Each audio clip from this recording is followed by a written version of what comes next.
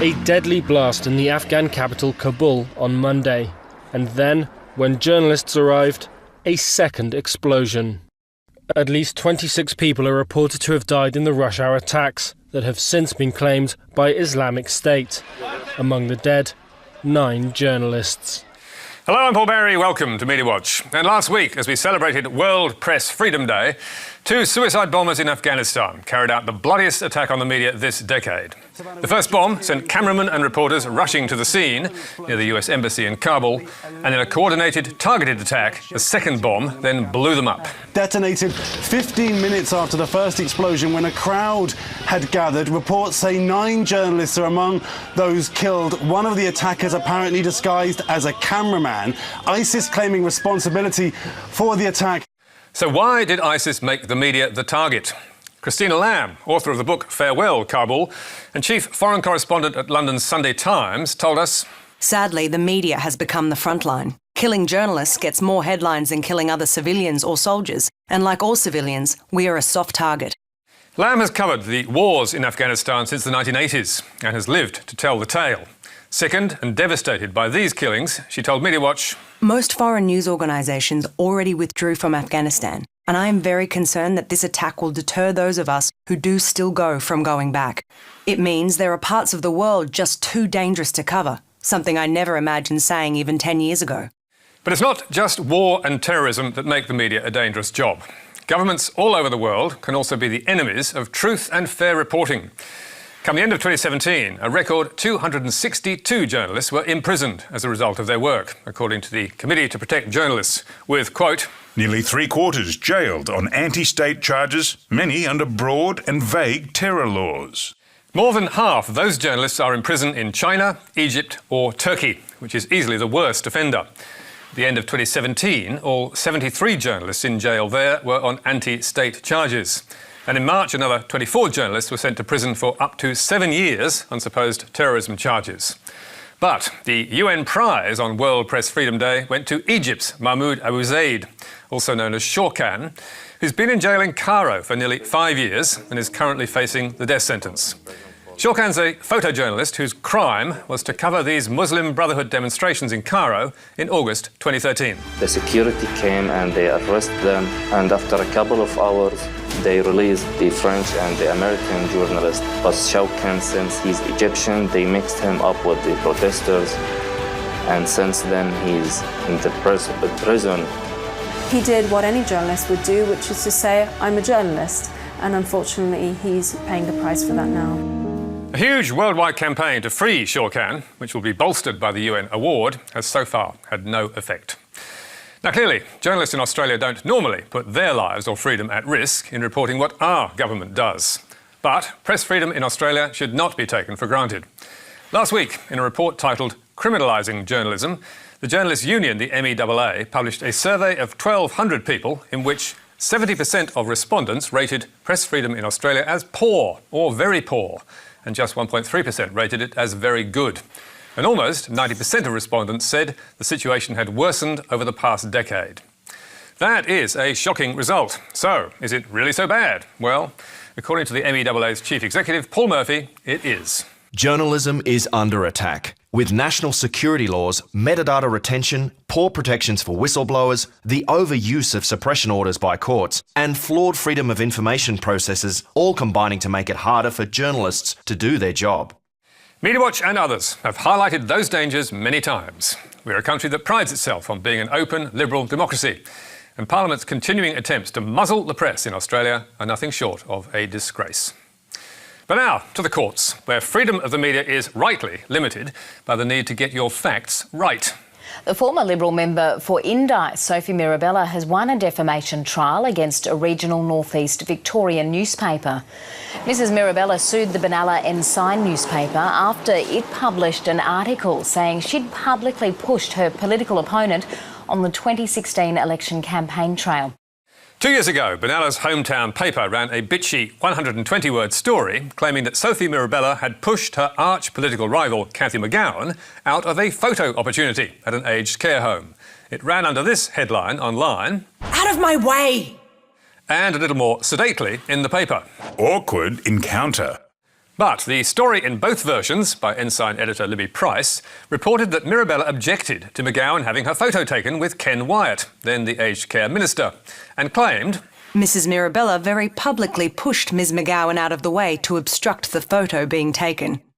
Benalla is a small Victorian town of about 10,000 residents, and the paper's readership is around 3,000. But with a bitter fight looming at the polls, the supposed stoush made headlines around the country. Many of those ran with Mirabella's denial that the push took place. But the local paper did not, and had not even contacted her. And when Mirabella's office called the Ensign to demand a correction, she did not get one or an apology. However, 6 months later, after Mirabella was soundly beaten in the election by McGowan, the Ensign did say sorry and sensationally admitted the push had never happened. There was no physical contact that occurred at the time, and Miss McGowan was not pushed. We take this opportunity to clarify that this reference was a mistake. Mirabella then sued the paper and its editor. And bizarrely, having admitted its story was false, the Ensign chose to fight. Mirabella's barrister, Georgina Schoff, told the court last week, "One of the strange things about this case is that there is no dispute that the defendants got this wrong." When McGowan took the stand, she too was forced to admit the push never happened. So, why had she never corrected the story? Well, she told the court she had seen Mirabella move against Aged care minister Ken Wyatt to prevent him taking a photo with her. Thus, in her estimation, the substance of the story was true. Then followed a bizarre exchange between McGowan and Mirabella's barrister over whether the paper's reporting was accurate. Part of it was true. The noun of the sentence was false. The push was false. The push was true, it just wasn't me that was pushed. Right, okay. Is it true when it says Mrs. Mirabella very publicly pushed Ms. McGowan out of the way? It is true when it says... I can't speak on behalf of the journalist. I'm sorry, I can't do that. No, well, you're not being asked to. In the wash-up, there are a number of lessons for journalists. 1, don't get the story wrong. 2, don't publish an allegation without seeking a response. 3, don't refuse to correct the record if you make a mistake. And 4, don't try to defend it in court if you've already admitted it is false. Because you'll lose and face headlines like this. Sophie Mirabella wants big payout in defamation court case to heal her hurt and distress. Mirabella is seeking around $400,000 in damages. She may not get it, but for a small outfit like the Benalla Ensign, that sort of payment could be disastrous. But now, to a piece of political reporting that proved too much for the media watchdog. And that's not us, but the ACMA. ABC censured for calling Tony Abbott most destructive politician. The Australian Communications and Media Authority, ACMA, found the ABC breached its impartiality obligations by using this pejorative term. In October last year, the ABC's new political editor, Andrew Probyn, reported on a speech by Tony Abbott in London on climate change, in which the former PM claimed, "Climate change itself is probably doing good, or at least more good than harm," he explained to sceptics, adding, "Far more people die in cold snaps than in heat waves, so a gradual lift in global temperatures might even be beneficial." Probyn's story also included this hit from Labor's Tanya Plibersek. Tony Abbott has gone from just destructive to quite loopy. But nothing wrong with the story so far, according to the regulator. It was what followed which caused the breach. Specifically, this piece to camera. Tony Abbott, already the most destructive politician of his generation, now intends waging war on what he calls environmental theology. If this tells us anything, it's that Malcolm Turnbull can't do anything to appease Tony Abbott on climate action. Now, putting aside for a moment whether or not Mr Abbott is or is not the most destructive politician of his generation, the ACMA ruled that Probyn's statement was judgmental, not in language considered as analysis, and one that the ordinary reasonable viewer would have understood as a pejorative descriptor. The ACMA's finding upheld a complaint from an anonymous viewer who had initially approached the ABC but not got satisfaction, who had protested. This was the nightly news, not an editorial, not Q&A, not 7:30 and not any other platform which invites journalists to voice their personal opinions. Andrew Probyn well and truly overstepped the mark. The ABC's response was to back its reporter, defend the comment as analysis and reject the complaint, which is why it then got sent to ACMA, whose condemnation of the ABC and Probyn was welcomed by the public broadcaster's tireless critics. He has clearly confused opinion with reportage. And I think what Mr Probyn's doing there is just saying on television what is commonly said around the ABC television and radio studios. I mean, this goes to a cultural issue at the ABC yet again, and I give examples almost every week. And what about Mr Abbott? What did he reckon? Given the chronic bias in the ABC, given the incorrigible left liberal cultural position that the ABC adopts, the very least they would do when such a finding has been made against them in respect of a Conservative politician is apologise. But not much chance of that, because the ABC hasn't even bothered to report the ACMA finding, which it really should have done. However, plenty of other journalists have jumped in to debate the truth of the claim that Mr Abbott is the most destructive politician of his generation. Here's Laura Jays on Sky News with the Herald Sun's James Campbell. If he's not, who is? Who complained? Was there another contender? Perhaps Kevin Rudd complained, I don't know.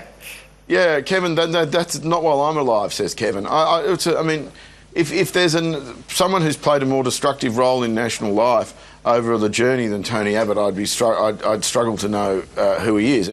The Guardian's Catherine Murphy also weighed in, saying Probyn was right. And David Crowe, former political reporter with The Australian, now at Fairfax, tweeted that Tony Abbott's record is full of destruction. But no sanctions for those reporters because they're not subject to the ABC's code, which is what tripped Probyn, which stipulates that news must be gathered and presented impartially. Had Probyn made his comment on a chat show like Insiders or in a discussion on the Drum, he might have got away with it. But he delivered it on the 7 p.m. news as the ABC's political editor. And we agree that was a step too far. But finally, while we're on the subject of impartiality and climate change, let's take a look at this wacky weather report from Sky News. Now it's time for Outsiders Weather and Ice Age Watch. This week, news of the big chill has come as a big shock to global warming activists across the globe. Yes, that's Outsiders Rowan Dean, rejoicing in the arrival of the big chill. And by the big chill, I'm not referring to the classic 80s movie, but rather the big chill, which just happens to be the greatest 2-year global cooling event of the last century. Remarkable news, eh? And a big surprise to viewers in those parts of Australia that are experiencing one of the hottest autumns ever. But Rowan Dean was able to cite data from NASA that showed from February 2016 to February 2018, global average temperatures dropped by 0.56 degrees Celsius. And those figures are certainly accurate. So, is the Ice Age really just around the corner?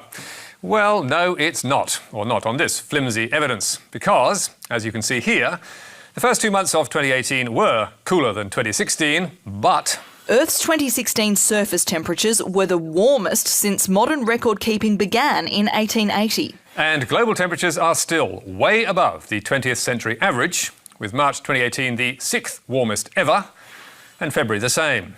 Now, we don't know whether Rowan expects to be taken seriously or whether he's just having a bit of fun, but claims like that are really nothing more than a joke. And it would be interesting to see what ACMA would make of them if anyone bothered to complain.